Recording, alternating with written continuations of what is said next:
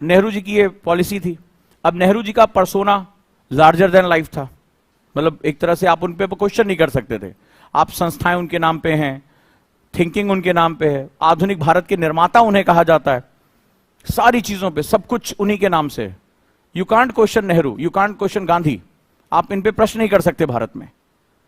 तो एक लंबा दौर ये चला, आज हम कर रहे हैं, ऐसी बात नहीं, आज हमारे पास डिफरेंट फैक्ट्स हैं, क्योंकि हमने बहुत सी चीजों को रिवर्स किया, आज हमने बहुत सी चीजों को हटाया। आज क्वेश्चन हमारा यूथ कर रहा है कि ये बताओ जब सब कुछ ठीक था, तो मान लो थोड़ी देर के लिए मैं तुम्हें ब्रिटिश बना, तुम ब्रिटिश हो, तुमने भारत पे 190 साल राज किया, ठीक है, तो अब तुम्हारा इनका माइंडसेट, आज तुम्हें ब्रिटिश माइंडसेट बताता हूं। ये रूढ़िवादिता बहुत कॉम्प्लेक्स है, बहुत सबसे सबसे कॉम्प्लेक्स चैप्टर इस बुक का है।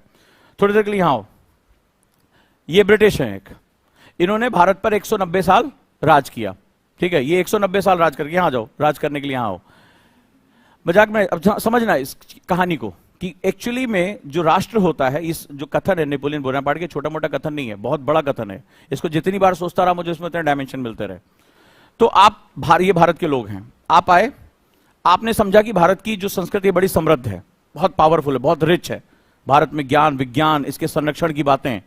अब इनको समझ में आया, ये मान लो मैकाले हैं थोड़ी देर के लिए, इनको समझ में आया इनको पकड़ा नहीं जा सकता, तो इन्होंने लूप होल ढूंढे कि सबसे पहले इनको इनके कल्चर से काटो। इन्होंने क्या किया, कुछ नियम बनाए, जैसे कानून के नियम बनाए कि भाई चलो इंडियन पीनल कोड बना देंगे। तो जब इन्होंने कानून बनाया तो आपके लिए थोड़े ना बनाया, क्योंकि ये मास्टर हैं, ये आपका शोषण करने आए हैं। आपकी जीडीपी इस समय पूरी दुनिया में 24-25% है। आपका हस्तशिल्प, आपका रेशम, आपका मलमल, आपके कपड़े, आपकी प्रिंटिंग। हमारे यहां एक कपड़ा छपता था छींट, अभी भी कई जगह पे बचा है। पागल थे लोग इस छींट के कपड़े के लिए, पढ़ना कभी छींट के कपड़ों का इतिहास, मतलब मर गए।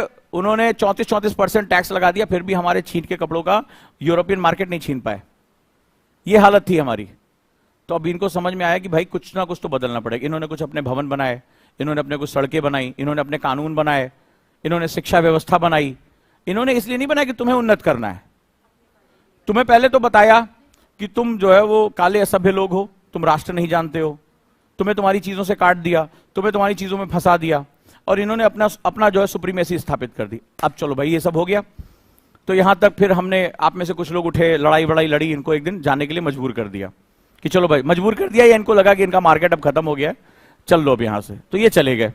लेकिन इनके राजनीतिक रूप से चले जाने के बाद अब इसी क्लास में क्या हुआ कि 90% ऐसे लोग हैं, या इसी में से कुछ लीडर निकल गए। मान लो इन्हें 2-3 लोगों को लीडर बना दिया कि ये आप राष्ट्र चलाओगे। अब इनके पास इतनी फुर्सत नहीं मिल रही है कि इनके बनाए कानूनों को बदल दें, इनके बनाए भवन को बदल दें, इनके बनाए नियम को बदल दें, ठीक है। अब ये चली गई लंदन, चली जाओ वहां, चली जाओ लंदन, ठीक है। अच्छा, अब माइंडसेट तुम मुझे बताओ क्या चल रहा होगा। ये जब भारतीयों को अपना शासन चलाते हुए देखते होंगे, ये लुटियंस के बनाए भवन में बैठे हुए हैं, इनके राजपथ, इनका नाम राजपथ, जो ब्रिटिश राज का प्रतीक था, उसको आज भी राजपथ तुम कह रहे हो।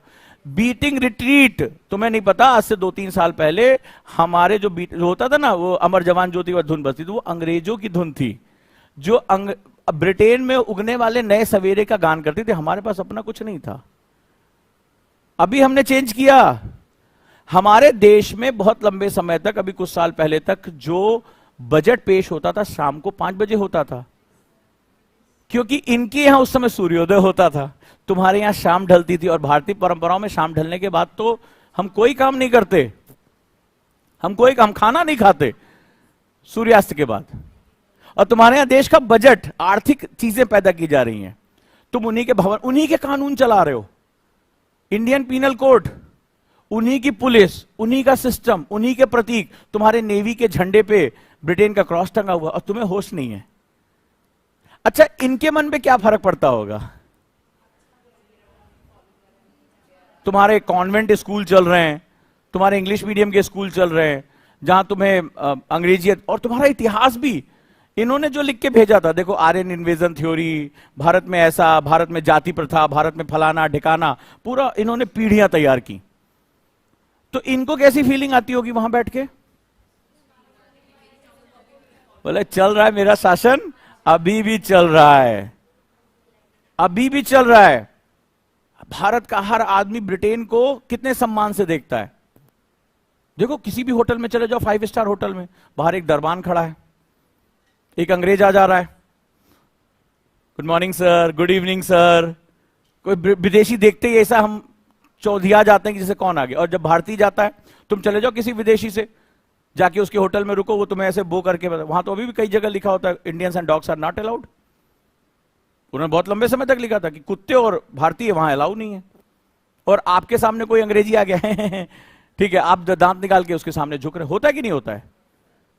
कुछ भी जो वेस्टर्न है वो हम उसको। अब इनके मन पे क्या प्रभाव पड़ रहा होगा कि भारत आजाद नहीं हुआ, क्योंकि राष्ट्र सिर्फ राजनीति से नहीं चलता है, राष्ट्र प्रतीकों से चलता है। हमने 3 रंग का एक झंडा बना दिया, 3 रंग ही तो हैं, लेकिन उसी झंडे की शान के लिए हमारा सैनिक अपने सीने पे गोली खा जाता है। और किसी भी एक बहादुर सैनिक को खड़ा करके पूछो, बोले तुम्हारी सबसे बड़ी तमन्ना, बोले मेरा जो शव है वो तिरंगे में लपेटा जाए। उसके जीवन का सबसे बड़ा सपना होता है कि मेरा जो अंतिम यात्रा निकले वो तिरंगे में लिपटी हो। अब बताइए इससे महान बात क्या हो सकती है? एक प्रतीक ही तो है। इंसान के प्राणों से बढ़कर क्या होता? कुछ नहीं होता। लेकिन भारत माता की जय बोलते हुए हमारे कितने लोगों ने अपने प्राणों को शहीद कर दिया। हम लगातार अच्छा काम कर रहे हैं। हमारा खिलाड़ी, पूछिए, अभी आपने नीरज चोपड़ा का स्टेटमेंट पढ़ा, वो कहता है सबसे बड़ी खुशी होती है जब हम राष्ट्रगान बज रहा होता है, जब तिरंगा हाथ में होता है। इसी दिन के लिए हम रातों दिन कड़ी मेहनत करते हैं, पसीना बहाते हैं, दर्द सहते हैं, इंजरी सहते हैं, क्योंकि इससे बड़ा जीवन में और कोई खुशी नहीं है कि राष्ट्रगान पूरी दुनिया के सामने बज रहा है। ये क्या है? प्रतीक ही तो है, और क्या है? तो राष्ट्र प्रतीकों से चलता है। तो 1947 के बाद हम अंग्रेजों के कानून को कैरी कर रहे हैं, हम उनकी बनाई नीतियों को कैरी कर रहे हैं, हम उन बनाए हुए आदर्शों को कैरी कर रहे हैं, जो कि एक्चुअली में हमारे शोषण के लिए बने थे। और हमारे पास फुर्सत नहीं, और हम अपने आप को आजाद देश कह रहे हैं। तो राजनीतिक रूप से एक मास्टर चला गया, लेकिन मानसिक रूप से और प्रतीकों के रूप में, यानी साइन के रूप में, हम क्या आजाद हुए? नहीं हुए। आज भी हमारे यहां का कोई बड़ा अमीर आदमी होता है, वो लंदन जाके रहता है, लंदन में उसकी कोठी जरूर होती है, वहां उसको बड़ा अच्छा लगता है। ही सो कॉल्ड प्रोग्रेसिव। अभी आपने देखा, कल एक बहुत जाने माने वकील है, उन्होंने 3री शादी की है। कहां की है? लंदन में। क्योंकि वो क्या बता रही है? वो मास्टर्स की सुप्रीमेसी बता रही है। क्यों? भारत में अच्छी जगह नहीं है क्या? भारत में बर्फ नहीं पड़ती क्या? भारत में ठंड नहीं है क्या? बट लंदन क्या है? लंदन एक मानसिक स्थिति है, एक साइन है कि हम अंग्रेजों के बीच में जाके पार्टी कर रहे हैं, हमें कितनी खुशी मिल रही है। तो ये जो डॉगमा वर्ड है, बड़ा गहरा वर्ड है, ये छोटा मोटा नहीं। जब मैंने इस पर काम शुरू किया, सोचना शुरू किया, ये रूढ़ियां बहुत गहरी हैं, क्योंकि ये जो प्रतीक होते हैं वो हमें निर्णय लेने या ना लेने की प्रेरणा देते हैं। अब आज से कुछ साल पहले तक सो कॉल्ड राजपथ पे, जिसको अब नाम चेंज किया गया, वहां पर किंग जॉर्ज की मूर्ति क्यों थी? क्या उसने ऐसा भारत के विकास में, भारत के प्रोत्साहन में ऐसा योगदान दिया? हमारे तमाम महापुरुष छोटे पड़ गए थे और वहां किंग जॉर्ज की मूर्ति पड़ी हुई है, और हम जा रहे हैं, फोटो खिंचा रहे हैं, हमने कभी क्वेश्चन नहीं पूछा ये क्यों है यहां पे। तो मैंने एक लाइन बताई थी, वो मेरे ख्याल से मेरे लाइफ की सबसे खूबसूरत लाइन, कि हम भारतीयों को पता सब कुछ है, हम जानते। जितना तुम इस लाइन के बारे में सोचोगे ना, तुम्हें भारत के बारे में बहुत कुछ पता चल जाएगा। हम जा रहे हैं वहां सेल्फी अपलोड कर, हम क्वेश्चन नहीं पूछ रहे ये है क्यों, हमारे गुलामी के प्रतीक हमारे साथ क्यों हैं। जबकि कोई स्वतंत्र राष्ट्र जब स्वतंत्र होता है तो 2 तरह की वो आजादी चाहता है, एक राजनीतिक, दूसरा मानसिक। सबसे पहले वो गुलामी के प्रतीकों को खत्म करता है। दुनिया के सारे देश उठा के देख लो, वो गुलामी के प्रतीकों को खत्म करके रख देता है। कहीं हमारे लोगों को गलती से पता ना, क्यों आज भी मुखर्जी नगर के पास किंग्सवे कैंप है, क्यों हमें फुर्सत नहीं मिली? आप जाके देखो, किंग्सवे कैंप बोर्ड लगा है, तुम्हारा ऑफिशियल सरकारी बोर्ड लगा है, किंग्सवे कैंप कहा जाता है उसको। क्यों है? 76 साल हो गए हमें, किंग्सवे कैंप क्यों? किंग्सवे ने हमारे लिए क्या ऐसा किया है? कौन सा योगदान उसने हमारे लिए किया जो हमारी भारत की समृद्धि में, भारत की एकता में उसने बहुत बड़ा काम कर दिया हो? लेकिन उसने एक ऐसी पीढ़ी तैयार कर रखी है जिसको गर्व महसूस होता है इन सब चीजों पे।